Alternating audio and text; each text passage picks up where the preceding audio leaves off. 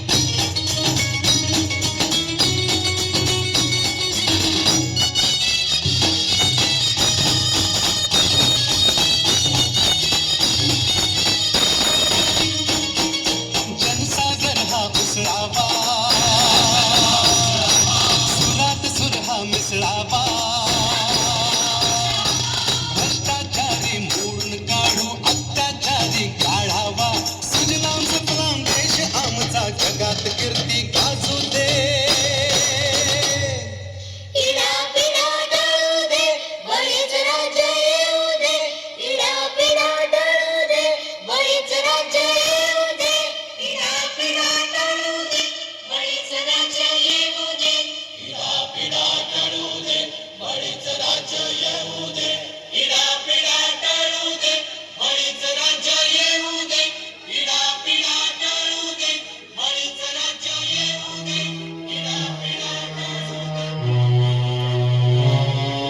साऱ्या देशाचं यो पोट भरतोय र राब राबूनी शेतकरी मरतोय र येतोच वला सुका दुष्काळ नशिबी आमच्या तिन्ही काळ डोळ्यात आमच्या पाऊस काळ देश बुडव्याचा इथं सुकाळ हर देशी बांधवासाठी सार भोगतोय राब राबूनी शेतकरी मरतोय आस कर्जाचा लागलाय गळा आता आलिया मरण कळा बळीराजाची ही अवकाळा याचा कोणाला नाही कळवळा आज दारिद्र्यामंदी ह्यो झुरतोय राब राबूनी शेतकरी मरतोय इडा पिडा टळू दे बळीच राज्य येऊ दे हिडा पिडा टळू दे बळीच राज्य येऊ दे बळीच राज्य येऊ दे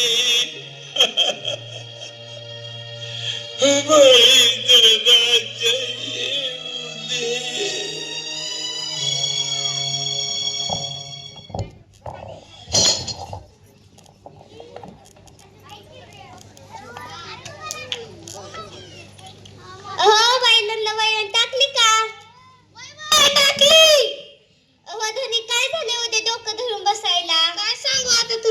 आपल्या ताईडीचं लग्न करायचंय. कसला सांगत कसला विचार करताय? आणि तू तर बघतीच आहे शेतात काहीच पिकलं नाही. होय ना, लय वंगा दिवस पडलेत बघा. 2 वर्ष झालं अजून सोसायटीच फिटली नाही आणि कर्ज बँकेत गेला तर कर्ज मिळत नाही. हो ना, काय करायचं आता? मला तर वाटतंय ते मळ्यातला वावर आहे ना, इकूनच टाकावा. हो, वावर विकायचं म्हणलं तर मला काहीच कपल्यानेच वाटतंय. हा, पण काय करायचं, आपला कोण विचार करताय का? हो ना. मी एक कालच सावकार बघितलाय, त्याला 5 लाखाला वावर विकलंय. अरे देवा, ह्याने काय केलं? काय सांगू तुम्हाला, शेतकऱ्याच्या हालतले वंगाळ झाले बघा.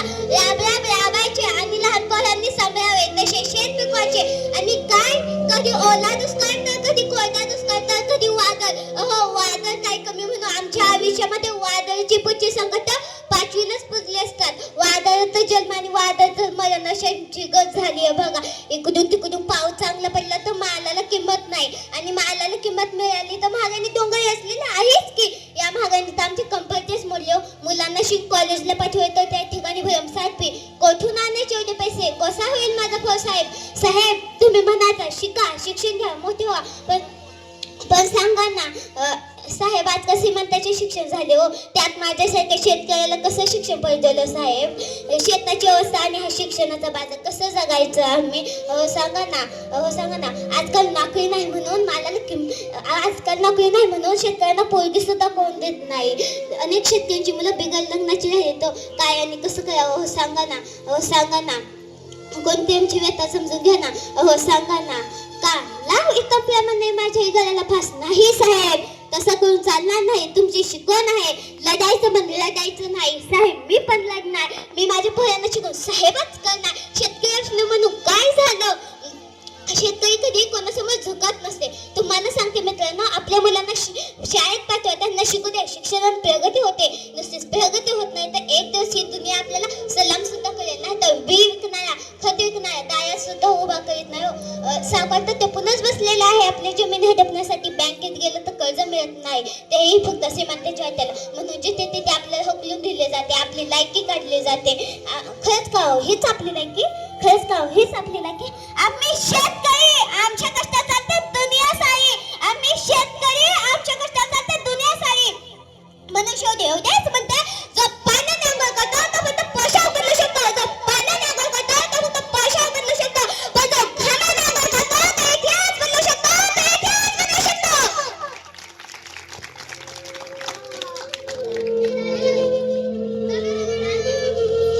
चला रे गाड्यांना, आपण एवढं नका घाबरू.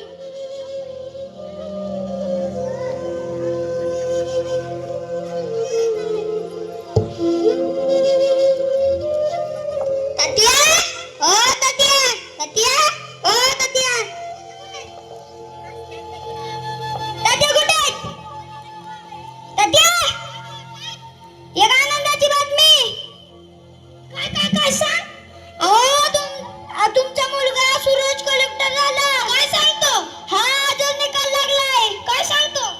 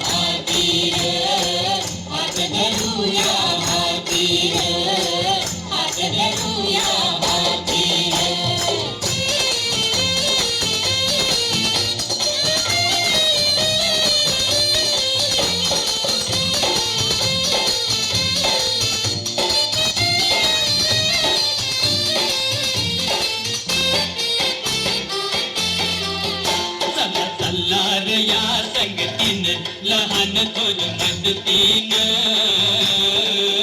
चला रे या संगतीनं, लहान थोर मदतीनं. चला जीवाचं दान करूया. जीवाचा कुर्बान करूया राब राबनी दान करूया भोळ्या तीरतीन